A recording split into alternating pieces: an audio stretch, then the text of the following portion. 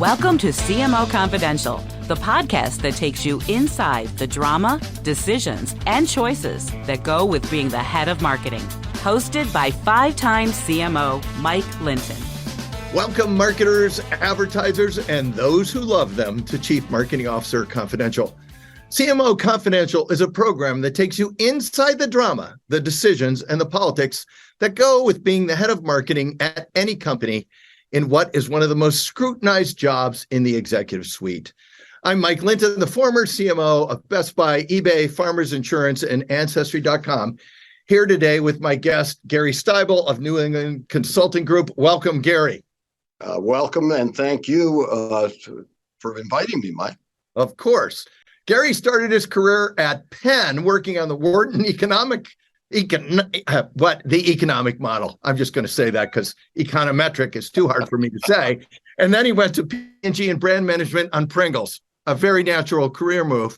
From there, he moved into consulting, first at Glendenning, and then as the founder of the New England Consulting Group, where he has been for quite a few years. Key clients include Nestle, Charles Schwab, McDonald's, Four Seasons, and Pfizer. Today's topic: a consumer products consultant talks about marketing, the good, the bad, and the ugly. We are going to tap into Gary's experience consulting with all of these companies and run across the marketing landscape in whatever way the conversation takes us. So, Gary, first question. You've been watching marketing for an awful long time. Give us an overview of the forces shaping marketing now, and what has been the major shift over the last 5 to 10 years that you've seen? Well, going back to shortly after the Earth's crust cooled, there have been right after the Pleistocene era. Might been a few changes. When you think about it, from largely domestic or national marketing to a global marketing scope.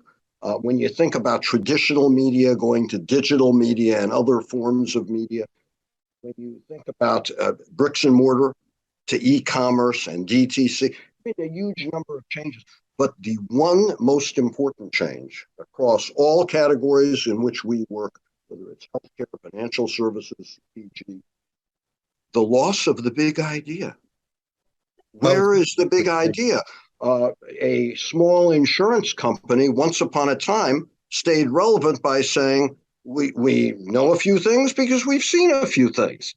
And they competed effectively with State Farm, with Allstate, with most of the states, because there was a big idea. We know something the others may not know, because and I'm talking about farmers. I know. Look, I love having you on the show, and I surely appreciate the call out. I do want to say, make sure you are facing directly in, because this sound is ebbing a little bit when you turn to the right or left. Got it.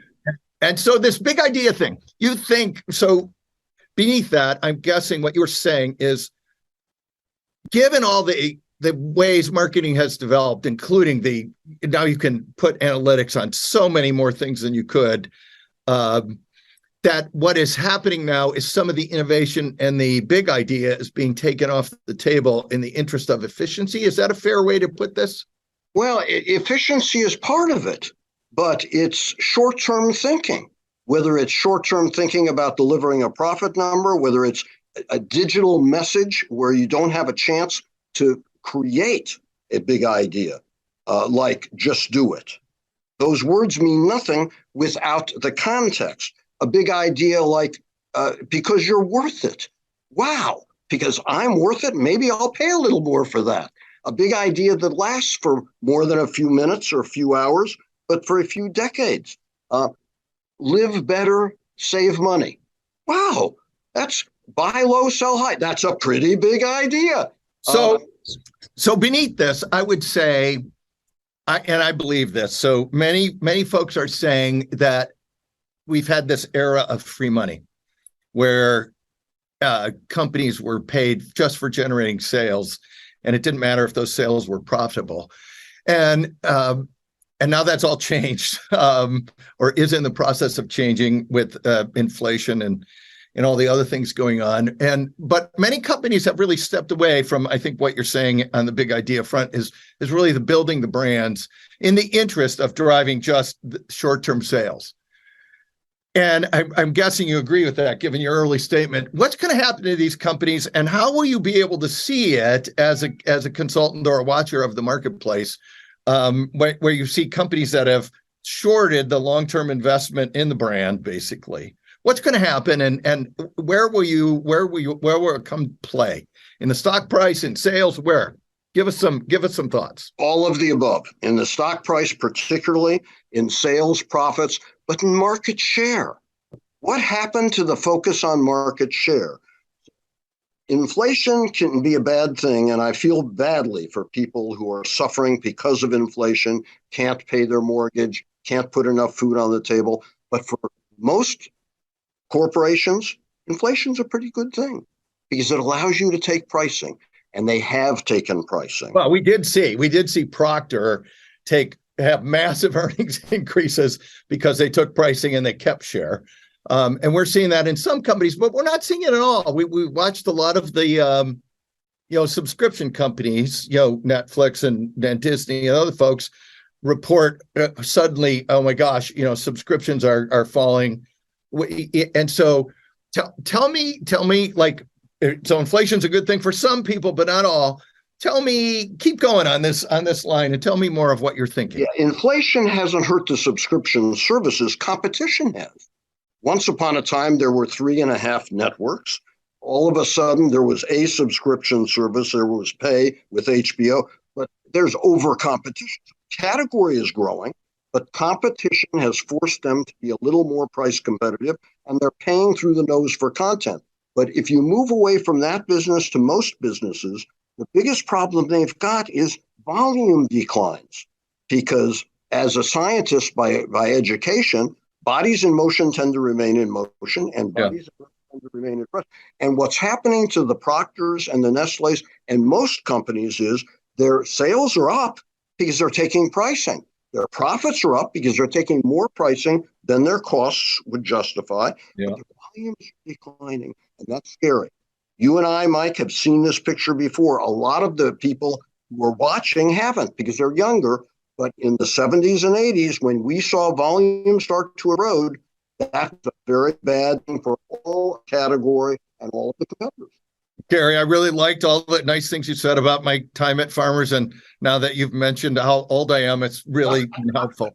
I want to talk about private label and marketing budgets and what's going on there, because we've seen a huge amount of folks do layoffs. We've seen a lot of people cut particular brand spending. We're also watching private label close the gap on a lot of businesses. Tell me what you're seeing there, because you consult with a lot of companies that have private label threats to them. Give us a take on what's going on there. Well, we work on the dark side as well as the bright side. So yes, we are engaged with global companies on how to control and keep private label down. We also work for a lot of private label companies, and not one of our private label clients has had a layoff in recent months. Wait, is this right? So they're going crazy, Mike. They're looking for additional capacity. So private label. Yeah. Oh, keep going. Go ahead. Private label, both here in the U.S., out OUS, is growing, and they're able to take pricing. And the reason they're doing that is they're innovating.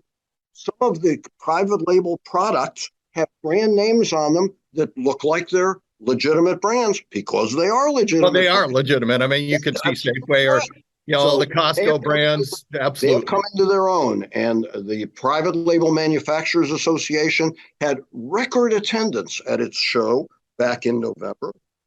These companies are doing well. Many of them cannot supply demand. They're out of capacity. That's interesting. And my invitation to that show must have got lost in the mail because I would have loved to go to that. So wait, I want to flip over to the other side of this, the branding side. We're watching a lot of companies like GE and Kellogg breaking up and creating new brand names. What's going on there? I mean, on one hand, we've just discussed the power of scale. And the power of scale for both private label and big brands or big companies like Procter. On the other hand, we're watching GE and Kellogg breaking into pieces, like Kraft broke into pieces. What's going on there? and give us some good examples of people that have broken up companies the right way and the wrong way. Well, most of the ones that are breaking up have done it because of financial reengineering. And in most cases, it does create value. So that if you take a GE, which was not performing well before the breakup, and put it into three pieces that can focus on those three pieces, you take a pharmaceutical company like GE, like J&J. I like two-letter names. Yeah, I get it. If you take what's going on today at J&J, they are breaking up. They're moving their consumer businesses away from their pharmaceutical and medical device businesses. In most cases, it does add real value. Where they get into trouble is when they don't focus on their core competencies. And in the case of GE, the GE name is it still has a lot of value. It does. A lot of people look up to the GE name. So GE Healthcare, wow, that's a pretty good name. GE Aviation, that's a pretty good name. Why didn't they call it GE Energy instead of a name that nobody will remember a year after they spend many millions of dollars on everything from business cards to what is the name? What did they call it? Something Nova. Something okay. Nova. Probably not Bossa Nova. It's such a great brand name that I can't even remember. Probably not Villanova or Bossa Nova. But it's funny because Nova means don't go in Spanish. We learned that a few years ago. All right. I'm going to leave the Nova jokes alone now, but I want to flip over to now the folks in the seat, and a lot of our listeners are surely in marketing or running marketing departments or supporting them as ad agencies. In spite of the recent Spencer study that says CMOs are maybe not turning over as much as we thought, which is a surprise study after 20 years of saying it's the fastest turning job. I think they still continue to turn over a lot and in a short period of time and have for the past 20 years. What's going on there? How come it hasn't gotten better? Is it getting better? And how does that chronic turnover of marketers and agencies help or hurt companies from your seat? Well, it helps us a lot because there is no historic wisdom, knowledge, insight of the DNA of the brands and the companies. The study you point out is probably accurate. I've seen it. But if somebody is going 120 miles an hour on a highway and slows down to 110, does that make that driver safer? I guess, but I sure don't want to be near him or her driving at 110 miles an hour. So, okay, maybe CMOs aren't turning over quite as often as we thought. It's still terribly high. And this is unlike finance. It's unlike a lot of other disciplines, R&D, where you can take your knowledge and you're actually more valuable when you move on. This is like HR, where the insight you gain about brands, consumers, customers, it's not that it's of such great value. It's what distinguishes marketers from other professionals. Their ability to put insight and knowledge of the entire ecosystem into growth and profitability. So it's not healthy for the companies, and it's great for the consultants. But unfortunately, we would love to see it go way down. And we would love to see companies look at T-Mobile. Their president, their CEO, is an ex-CMO of the company. Look at Chipotle. Their CEO, Brian Niccol, was a CMO before at Taco Bell, at Procter, wherever. But the point we're trying to make, or I would make, is that having greater depth of knowledge within that CMO position is absolutely critical at a point of time like this. Got it. Thank you very much. So, since we're talking to a number of B School professors, including Dave Reibstein from Wharton, I have to ask, since we're talking about CMOs and all this stuff, how did you decide to move from Wharton and economic modeling to P&G and potato chips on Pringles? What made you make that jump? Because that's when people hear chips, most of our younger users are going to think computer chips or digital chips or DRAM or RAM. but not potato chips. Tell us what went through your head when you made that move. Well, first of all, it was not my move. It was Procter's move. I was a nerd before they created the term, Mike. I may still be. Yes. Well, we won't go there, Gary. I consider myself a quant. But Procter wanted some people that weren't marketing majors, that weren't that were more focused on analytics. And I got through school on math fellowships because I wasn't smart enough to be able to complete a sentence or a paragraph. So my English grades were terrible, but my math scores were 100 because if you memorize every formula, you always get everything right. I went to Procter on a sabbatical planning to come back to Penn. But I was in a meeting with Ed Arzt, who passed away very recently, and he approved my budget and looked at me and said, "What color is it going to be?" And I said, "I don't know. What model do we use to choose colors, Ed?" And he said, "I think I'm going to use you." So I had to think. I never had to think. I always had the right number to X number. Never went back. It was the most exciting thing. So launching Pringles, working on Jif, working on Duncan Hines. I loved those businesses. All right, you're making me hungry, Gary, by naming all these brands. And by the way, for our listeners, Ed Arzt went on to run the company. So tell us, like CMOs today, we talked about all the pressures on them, all the changes.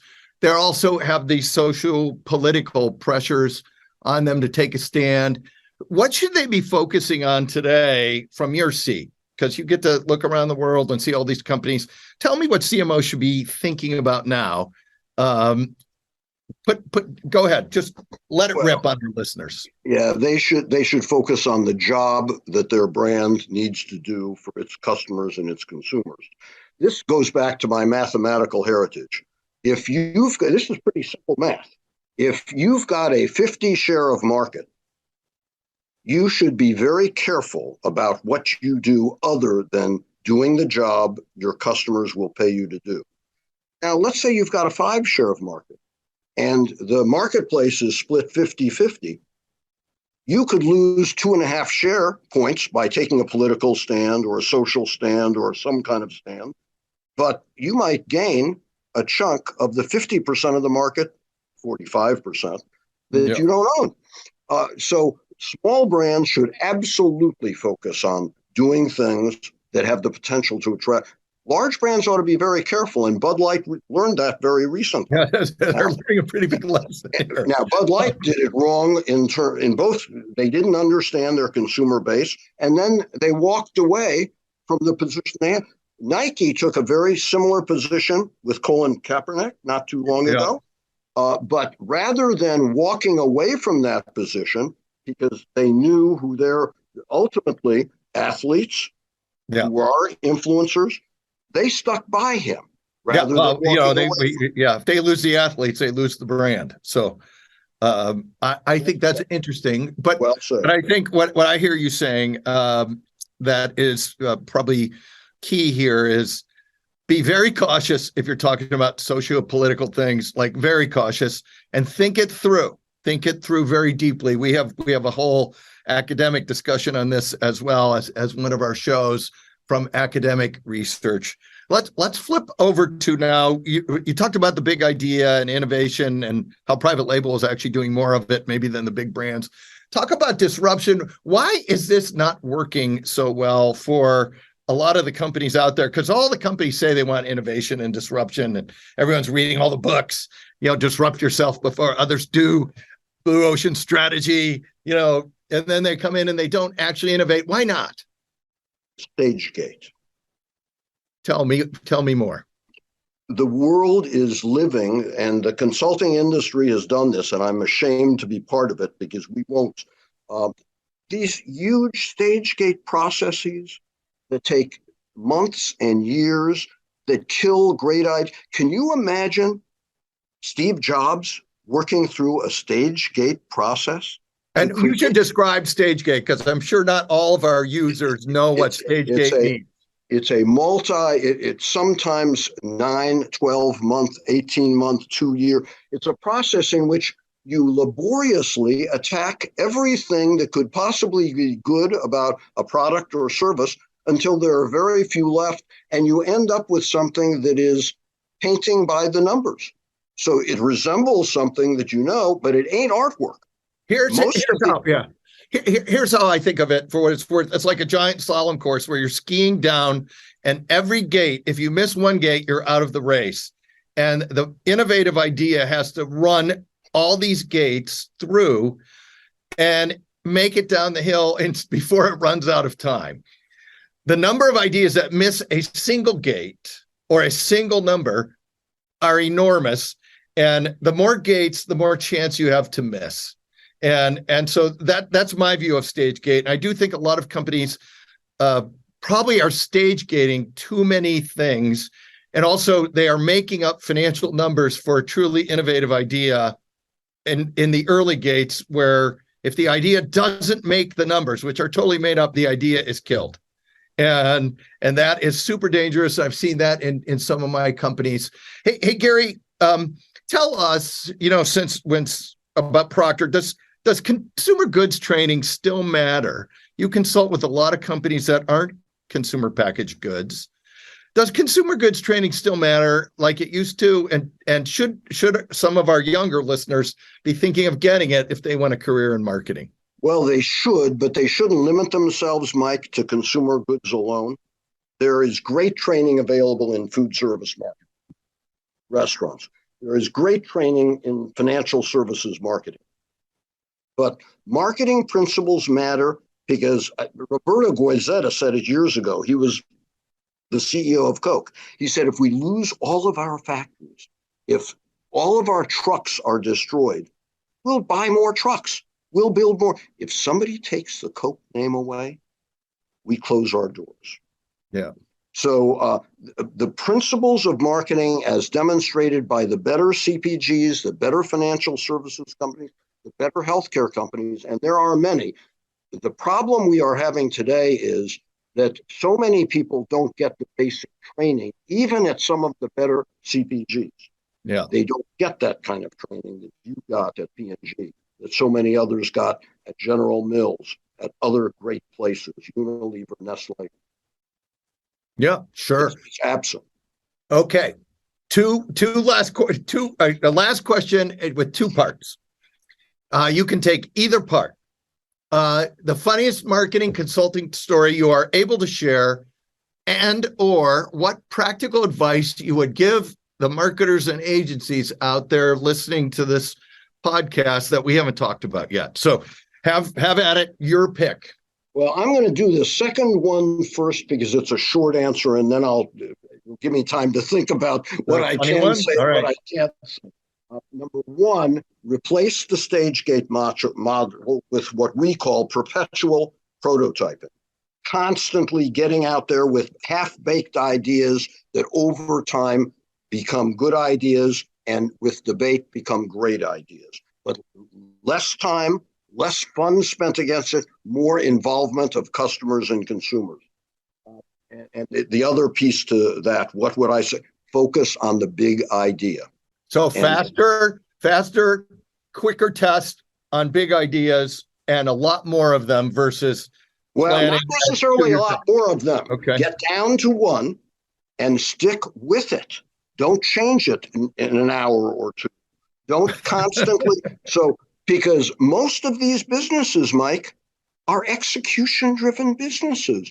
I would always rather have an A+ execution of a B+ strategy than an A strategy that nobody knows how to execute. Yeah, that's a good point. The funniest, look, there are lots of funny. Now we're flipping over the question, everybody. We're going to the funny part. Here we go. Let's see what I hope this is fun.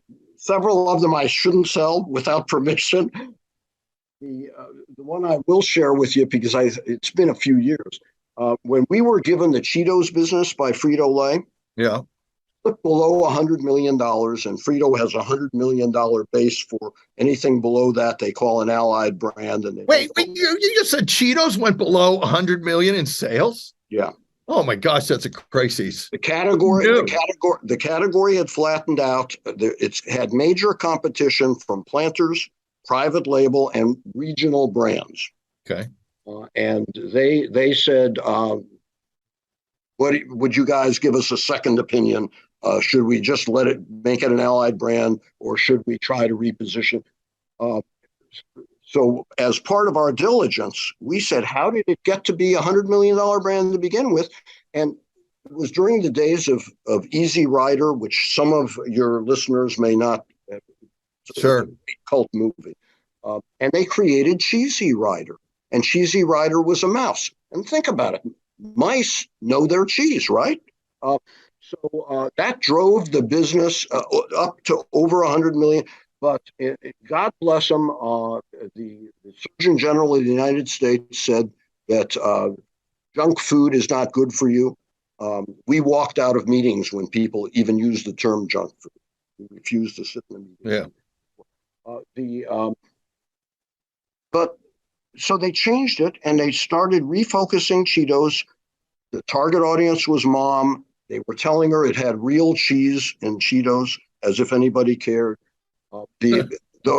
I could go on, but we got with the agency and the team there, and we said, we want to go back to what is in the basic DNA of this brand, what made this brand great to begin with. We want to go back to the future.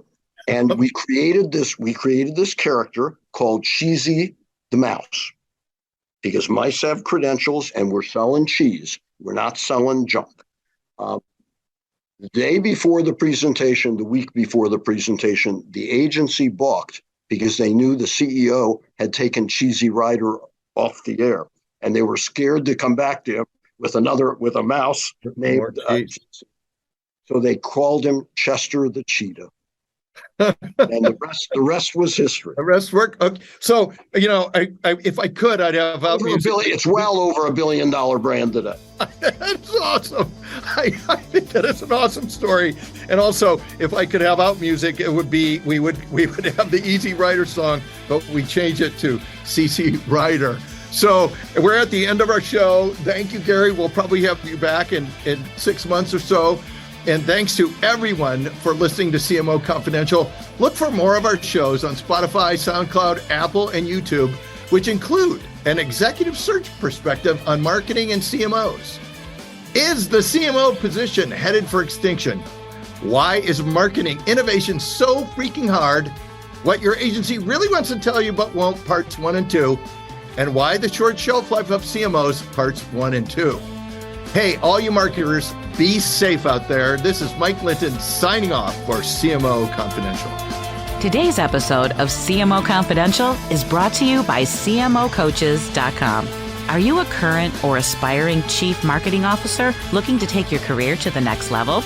You should work with a CMO coach. CMO coaches are former CMOs who are nationally certified coaches.